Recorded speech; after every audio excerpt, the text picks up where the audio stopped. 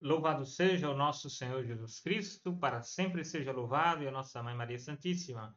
São Pedro e São Paulo, rogai por nós, meu irmão e minha irmã. Estamos então iniciando mais uma vez o nosso encontro aqui para tratarmos da liturgia da palavra do domingo, e especialmente neste domingo é solenidade de São Pedro e São Paulo. Então iniciemos a nossa reflexão em nome do Pai, do Filho e do Espírito Santo. Amém.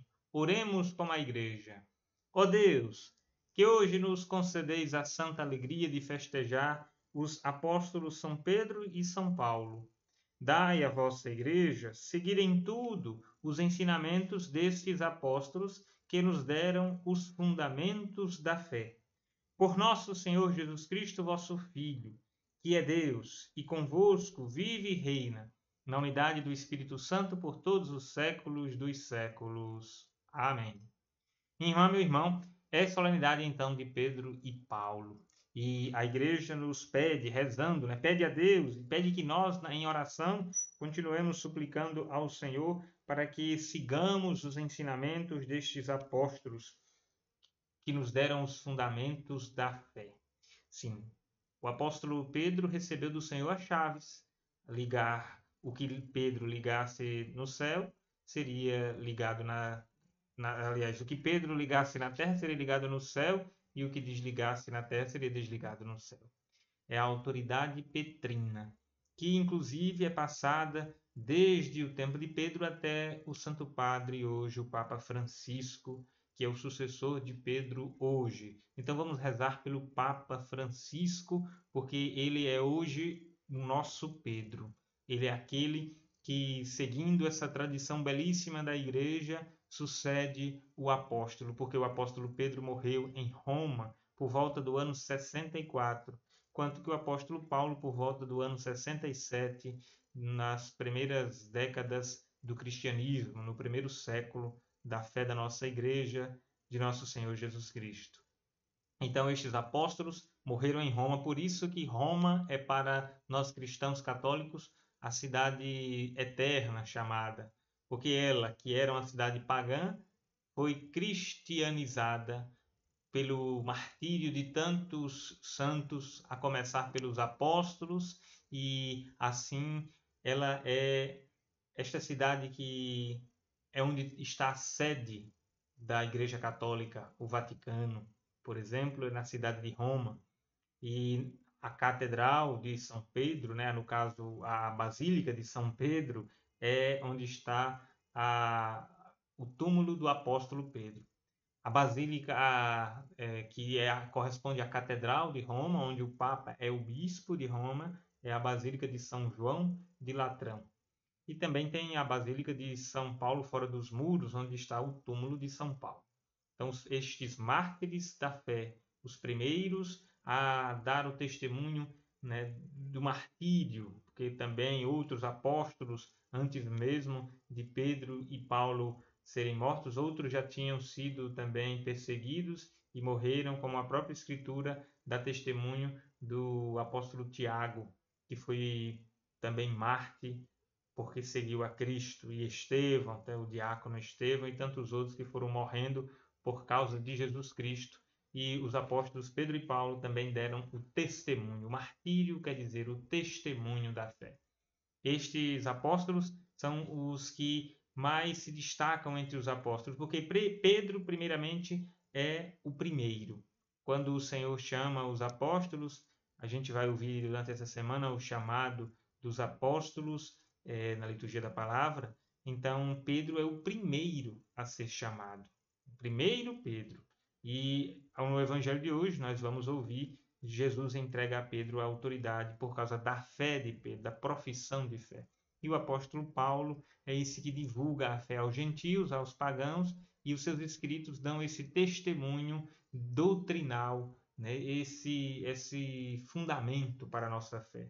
Sem o apóstolo Paulo, o cristianismo não teria esse vigor que tem, sem esse testemunho, esses escritos que a igreja, né, tem como assim registros do fundamento da fé, o testemunho do apóstolo Paulo, a sua teologia, a sua doutrina, a partir de sua experiência com Cristo, da revelação divina de Jesus Cristo, é o que nos ajuda a entender mais, né, a doutrina cristã, o ensinamento cristão, próprio do Novo Testamento, como discípulos de Jesus Cristo.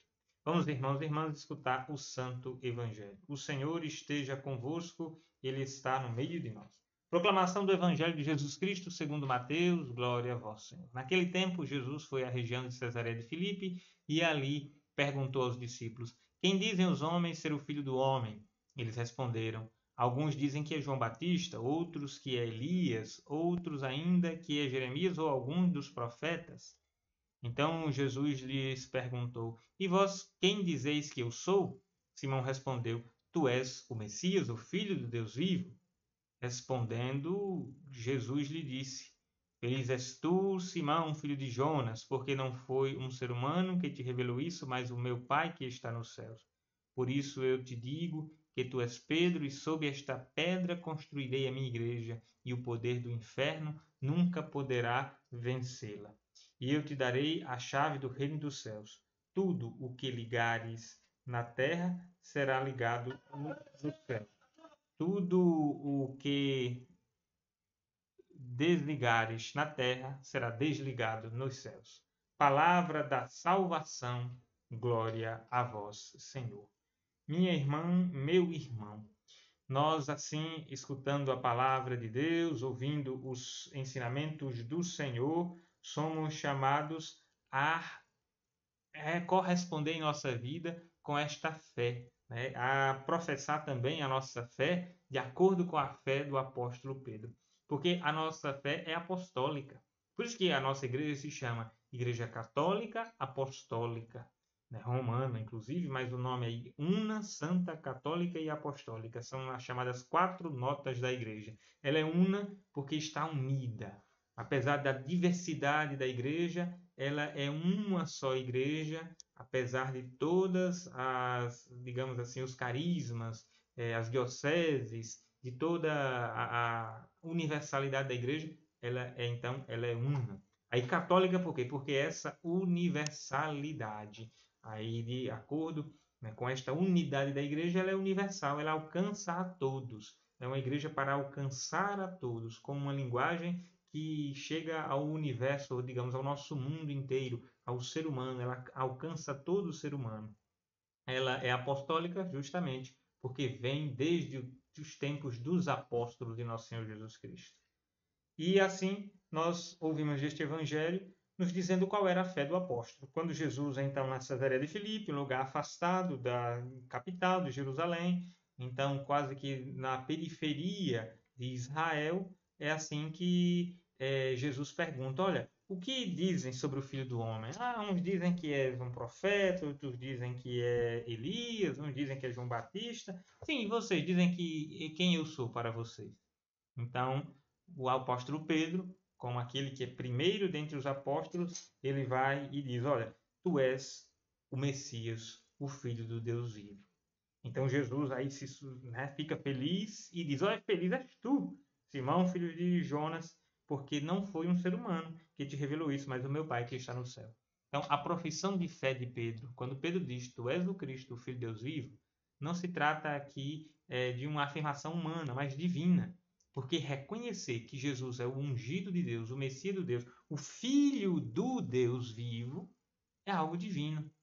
Só o divino pode revelar, só Deus pode revelar isso. Ninguém chegaria por uma conclusão filosófica, após raciocínios, após lógica, após um experimento científico, dizer Jesus é o Filho de Deus. Ninguém pode examinar, poderiam pegar o corpo de Jesus, poderiam dizer, olha, isso é Deus, isso foi Deus. Não. Simplesmente é divino. É uma revelação divina. A fé de Pedro não é uma fé puramente humana, é uma fé dada por Deus. Então foi o Pai que revelou. E justamente é isto, por isso que a nossa fé católica, esta fé que é apostólica, é a fé divina, porque é revelação. Então Pedro é aquele que, nesse testemunho que ele dá diante dos outros apóstolos e diante de Cristo, ele nos ajuda hoje a entender qual deve ser a nossa resposta diante de Deus. A profissão da nossa fé, a nossa entrega. no Deus vivo, a nossa entrega para com o Deus vivo, acreditar que Jesus é o Cristo, aquele que morreu e ressuscitou. É Ele que é o nosso Redentor, o nosso Salvador e o Filho do Deus que é vivo e nos quer que tenhamos vida nele. Vejamos só.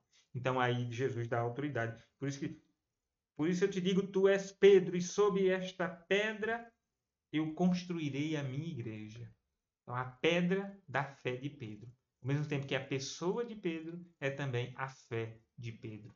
A fé de Pedro faz a pessoa de Pedro ter todo este sentido, ser essa pedra fundamental, digamos assim, esta pedra importante na igreja. Não uma de tropeço, como o próprio Jesus vai dizer, não, cuidado para não ser a pedra de tropeço. Mas nos versículos adiante, no evangelho de hoje, se fosse seguido, né, todo a perícope, essa passagem, quando Pedro diz, olha, Senhor, que nada te aconteça, porque Jesus vai dizer que ele vai sofrer, vai morrer, e aí Pedro, não, que isso não te aconteça. Afasta de mim, Satanás. Não seja uma pedra de tropeço. Então, nós não podemos vacilar na fé. Pedro, ao mesmo tempo que professou a fé, vacilou, porque ele queria governar Jesus. Ele queria dizer o que Jesus iria fazer. Ele queria que Jesus tivesse somente a glória. Enquanto não é só a glória que existe na nossa participação nesta humanidade, né? No caso, na divindade de Jesus Cristo, na igreja, não é só glória. Na nossa humanidade não é glória, nós temos muitos sofrimentos, nós temos muitos problemas, situações, perseguições, nós temos situações que às vezes parecem ser algo que vai nos abalar a ponto de nos destruir e muitas vezes superamos. Então, essa fé não é a fé cristã não é uma fé na glória, é uma fé encarnada na realidade, é uma fé viva, é no Deus vivo, mas que requer que nós tenhamos a vida aqui e passemos por todas as dificuldades que necessitarmos passar. E Pedro não entendeu isso. Mas aqui, antes mesmo de Pedro ser exortado, Jesus diz, olha, eu te darei a chave do reino dos céus. Tudo o que ligares na terra será ligado no céu, e tudo o que desligares na terra será desligado no céu. Essa autoridade de Pedro é passada para as gerações, pelas gerações, e nos chega hoje pelos santos padres que nós tivemos e temos hoje o único Papa Francisco. Né? Devemos rezar pelo Papa Francisco. Há muitas pessoas que são contra o Papa, há muitas pessoas que usam da internet, das redes sociais, usam de suas influências, de seu poder econômico para ofender o Papa, porque diz que ele não corresponde ao seu pensamento, porque ele não está correspondendo àquilo que a pessoa almeja, que o Papa poderia dizer, falar, fazer, algo. Olha, o Papa é o Papa. Né? Pedro teve, por exemplo, as suas quedas, mas nem por isso deixou de ser Pedro. Né? E não estou dizendo que o Papa tem, mas é que as pessoas querem simplesmente ofender, né? E pedem renúncia, e pedem isso ou aquilo. Isso não é de um cristão, isso não é de um católico. Pode ser de qualquer pessoa, de outra igreja, de outra religião, mas não de um católico de verdade. Um católico de verdade não é porque usa o nome católico de verdade que é católico verdadeiro. Então nós devemos entender isso. Nós devemos entender que Pedro é o Papa. E todos os bispos são os sucessores dos apóstolos. E esses bispos devem estar em unidade e união na caridade com o Papa. Fora da comunhão com o Papa é uma outra igreja, é uma outra coisa. Não é nem outra igreja. Porque, inclusive, as igrejas ortodoxas não estão na comunhão no sentido assim submissas ao Papa como a igreja toda católica romana, mas eles estão em comunhão patriarcal. Há um respeito aos patriarcas.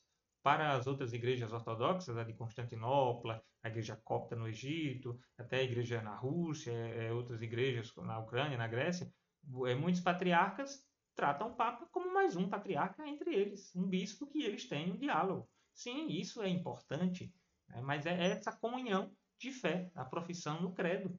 Né? O credo é o mesmo, o credo niceno-constantinopolitano. Então, nós não podemos simplesmente ofender Sua Santidade o Papa, os bispos, sem averiguar se de fato há alguma coisa que ele esteja fazendo contra a fé. E não há.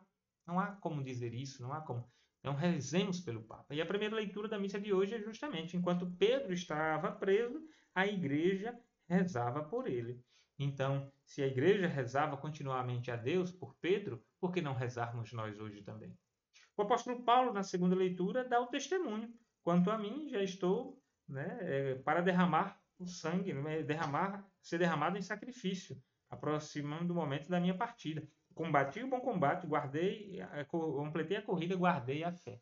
Esse guardar a fé, como ele diz também nessa mesma carta, mas no capítulo 2, eu sei em quem depositei a minha fé. O apóstolo Paulo é o que correspondeu a tudo quando ele foi chamado por Cristo, né, desde aquela sua perseguição aos discípulos indo a Damasco, quando ele foi encontrado por Cristo, como ele vai dizer, eu fui alcançado por Cristo, agora corro para alcançá-lo.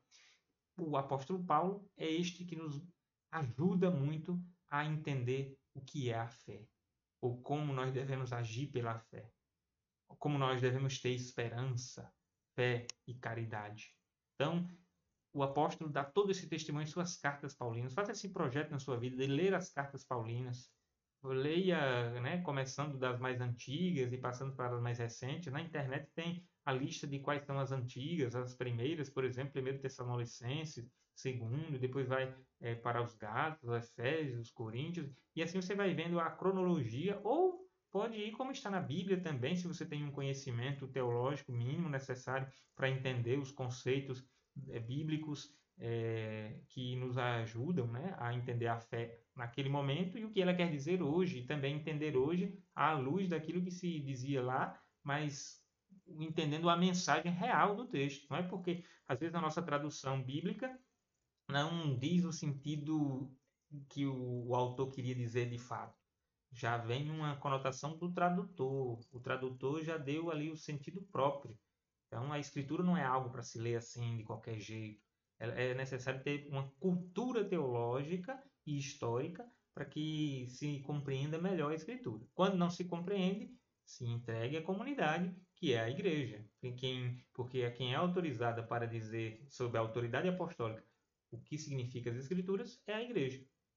Sob a autoridade dos apóstolos, que é o chamado magistério. A igreja tem seu magistério que interpreta a escritura, a tradição, a doutrina, para que nós, todos os fiéis, vivamos hoje, fielmente, de acordo com essa tradição, porque é uma tradição fiel à doutrina de nosso Senhor Jesus Cristo. Então, irmão e irmã, tenhamos a certeza de que o apóstolo Pedro, o apóstolo Paulo, nos ajudaram, os dois, nos ajudaram a manter a fé. E que bonito, por exemplo, é o prefácio da missa de hoje, deste domingo, quando vai dizer assim: hoje, né, dizendo a Deus, vós nos concedeis a alegria de festejar os apóstolos São Pedro e São Paulo. Pedro, o primeiro a confessar a fé em Cristo, porque ele disse, né, tu és o Cristo, filho de Deus vivo. Fundou a igreja primitiva sob a herança de Israel. Era um judeu. Pedro, um judeu, pescador, um homem simples, né, um representante mesmo do povo de Deus, fundou a igreja primitiva. Sim, porque ele é aquele que também, depois de Pentecostes, vai falar a todos. Pedro é sempre aquele que está à frente da igreja, é aquele que está diante da comunidade. E aí vai dizer, Paulo, mestre e doutor da fé, porque ele ensinou, pregou e escreveu. Iluminou as profundezas do mistério. O que é isso? Ele aprofundou os mistérios teológicos da revelação divina e nos como que iluminou, colocou luz para que nós entendamos a revelação a partir de suas cartas, por exemplo. E anunciou o evangelho a todas as nações, porque Paulo é conhecido como o apóstolo das nações, dos gentios, dos pagãos. Ele vai aos pagãos e converte-os, anuncia o evangelho para serem membros da igreja. Assim, por diferentes meios, os dois congregaram a única família de Cristo. E unidos pela coroa do martírio, ou seja, o martírio coroou os dois, porque para a igreja é uma glória, o martírio. Por mais que é doloroso, é uma morte, é um assassinato, mas é um cristão que dá a vida quando é martírio, quando é por Cristo. A igreja vê nisso glória. Por isso que os mártires, né, a igreja beatifica como que automaticamente. Assim que se sabe da notícia de um martírio, pronto. Vai se verificar a vida da pessoa, como foi, e mesmo que não haja um milagre após o martírio, né, a igreja já, o Papa, já beatifica aquele mártir, sem passar pelo processo de um milagre para beatificar. Para canonizar, às vezes é necessário, sim, haver um milagre. Então, o martírio, que é a coroa, né? Unidos pela coroa do martírio, recebem hoje em toda a terra a mesma veneração. Então, Pedro e Paulo têm como que são as colunas iguais. Ao mesmo tempo que Pedro é o primeiro Papa, né? E o sucessor de Pedro, hoje, o Papa Francisco, como era antes Bento XVI, antes João Paulo II, antes João Paulo I, antes Paulo VI, antes João XXIII, antes Pio XII, vai até chegar em Pedro. Paulo também tem essa importância de anunciador. É como que Pedro é aquele que estabelece a comunidade e Paulo é aquele que vai adiante para que a comunidade cresça. Então, irmão e irmã, que sejamos também como estes apóstolos, cada um do seu carisma, do seu modo. Tenhamos, acima de tudo, uma fé firme, estabelecida em nossa igreja, uma fé apostólica, uma fé católica, para continuarmos assim transmitindo a boa nova hoje. Tenhamos a coragem de Paulo, tenhamos também a fé de Pedro. Tu és o Cristo, o Filho de Deus vivo, ele nos disse para nós, né, como um testemunho bíblico, para que nós também hoje professemos a nossa fé em Jesus, o Filho de Deus vivo, o Filho do Deus que nos quer com vida, o Deus da vida que nos quer também participantes da sua vida verdadeira. Obrigado por estar aqui. Eu peço que compartilhe, curta, deixe seu comentário, né, envie para as outras pessoas. E se você quiser fazer parte do grupo dos que recebem diariamente o Minuto do Evangelho e o Evangelho Dominical e porventura alguma live, vá ao grupo, né, do WhatsApp. Eu vou deixar o link aqui embaixo. Você clica, você é encaminhado para o WhatsApp e assim faz para parte daquele grupo, tá bom? O Senhor esteja convosco, Ele está no meio de nós. Abençoe-vos, Deus Todo-Poderoso, Pai, Filho e Espírito Santo. Amém. Até o nosso próximo encontro.